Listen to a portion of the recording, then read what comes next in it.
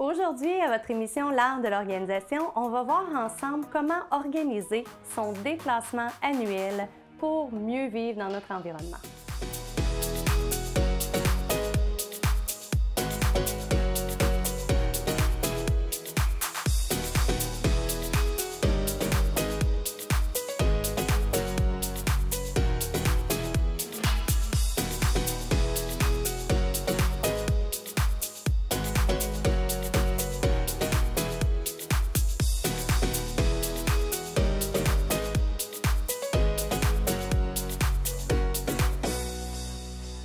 Comment procède-t-on à notre déclassement annuel? Tout d'abord, il faut se fixer des objectifs. Allez se mettre une date pour peut-être faire une vente de garage, si ça fait partie de nos objectifs, une date pour faire un grand ménage. Moi, j'aime bien justement une fois dans l'été, avant de faire une vente de garage, et j'aime le faire également aux environs du mois de novembre, avant que Noël arrive, là, pour les jouets des enfants, débarrasser tout ça et faire des dons à la guignolée. Donc ça, c'est mes deux moments dans l'année où je vais faire un gros ménage, et l'été, j'en profite pendant les journées de pluie.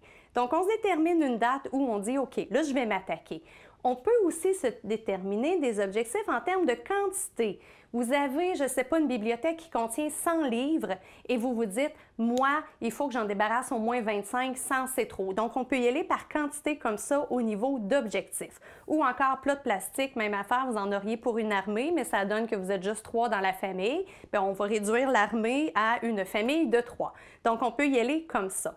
Si ça semble trop difficile pour vous, vous dites « Oh mon Dieu, j'en ai trop de choses, je ne sais pas par où commencer », allez-y par des petites pièces. Attaquez-vous à la salle de bain en premier, par exemple, ou à la salle de lavage. Ce sont des endroits où il y a moins d'objets, donc ce sera plus facile de procéder à ce moment-là.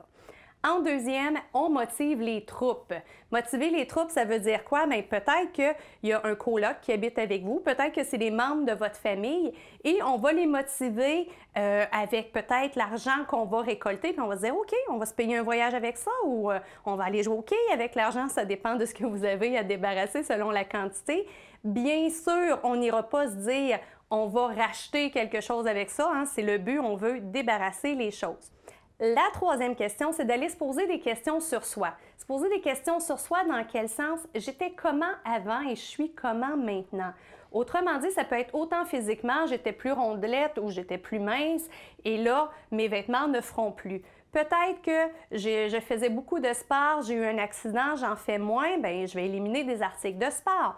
Ou encore, mes enfants sont partis de la maison, je vais éliminer peut-être certaines choses par rapport à mes enfants. Donc, quels sont les objets qui appartiennent au passé, autrement dit, et quels sont ceux qui appartiennent au ici maintenant? Ça va beaucoup m'aider à faire un tri.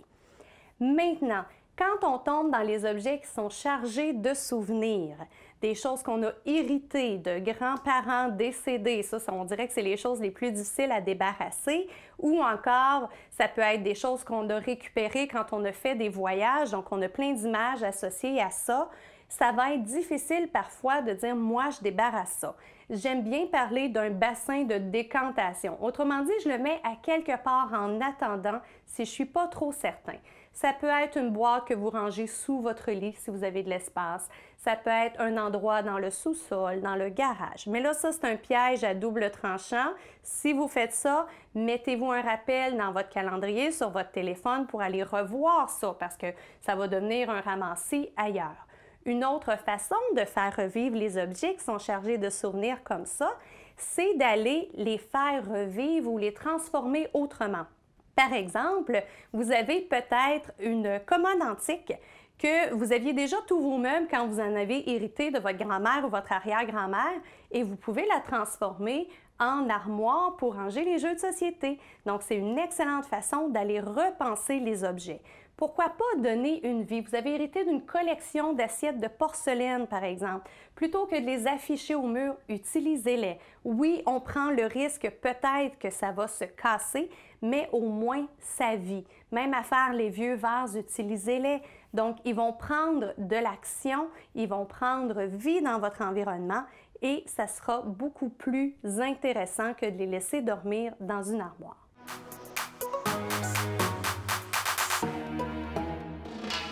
J'ai envie de vous parler maintenant concrètement comment le fait-on.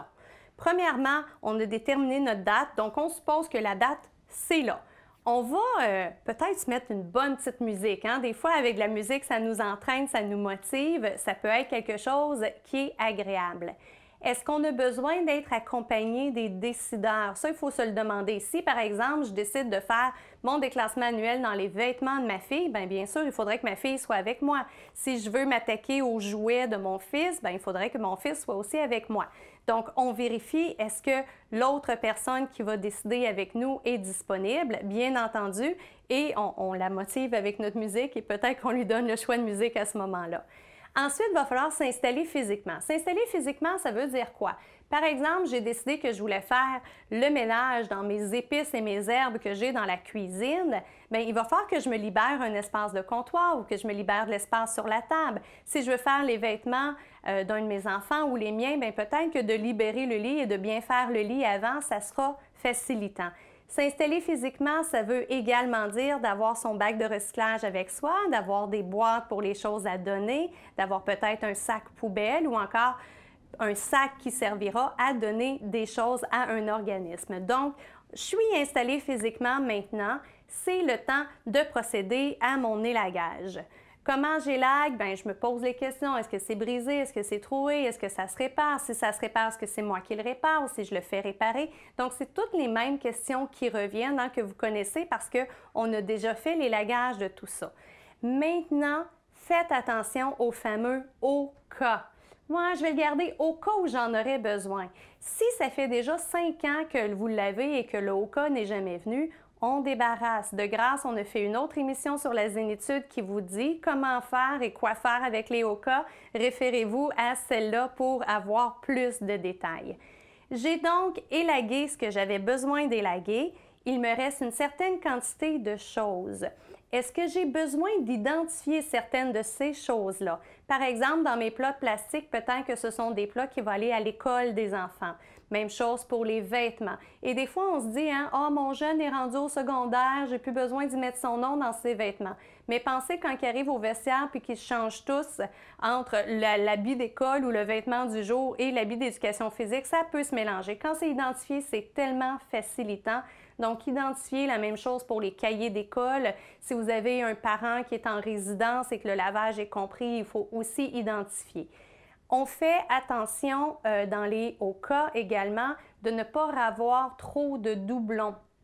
Les doublons, on a parfois tendance à se dire « Ouais, mais si ma jupe noire se brise, j'aurai une autre jupe noire. » Ou si mon marteau se brise, j'aurai un autre marteau. Mais ça utilise beaucoup d'espace et ce n'est pas nécessaire.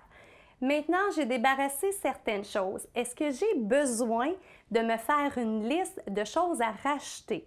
Donc, bien sûr, si j'ai débarrassé un marteau parce que j'en avais 2 et que l'autre fonctionne bien, non, je n'ai pas besoin de me faire une liste, mais je pense plus à, par exemple, les plats de plastique, que là, peut-être tous mes petits plats à collation étaient brisés, je vais devoir me faire une liste. Je pense aussi aux vêtements de l'enfant qui a trop grandi et que là, subitement, je me retrouve qu'il me manque des t-shirts ou il me manque des sous-vêtements.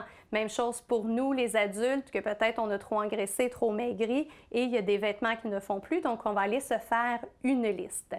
Un coup qu'on a fini tout ça, probablement que c'est le brouhaha, le branle-bas de combat dans la pièce où on a travaillé. À ce moment-là, bien sûr, il va falloir aller ranger. Et finalement, on aura à aller distribuer tous les petits sacs ou les contenants qu'on a fait. Donc, à la poubelle, on va dans les organismes, on fait attention de ne pas jeter ce qui ne peut pas être jeté. Donc, peut-être un détour par les écocentres également. Et on va se prendre des rendez-vous avec les amis à qui on avait prévu donner certaines choses.